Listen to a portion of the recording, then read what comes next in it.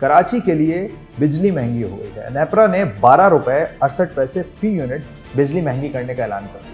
लेकिन फिक्र की कोई बात नहीं, इसका बोझ आम सारिफ पर नहीं बल्कि हुकूमत पर पड़ेगा, क्योंकि केई समेत तमाम बिजली की तकसीमकार कंपनियों पर यकसा टैरिफ पॉलिसी लागू है।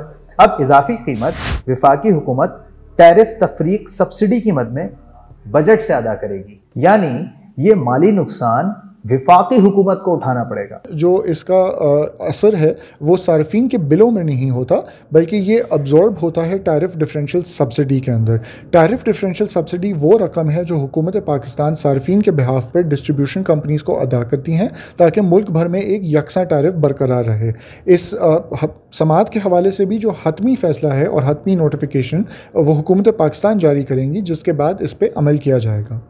नेपरा ने भी अपने एक बयान में कहा है कि हुकूमत टैरिफ पूरे मुल्क में एक जैसा रखती है और उसको एडजस्ट करने के लिए सब्सिडी देती है।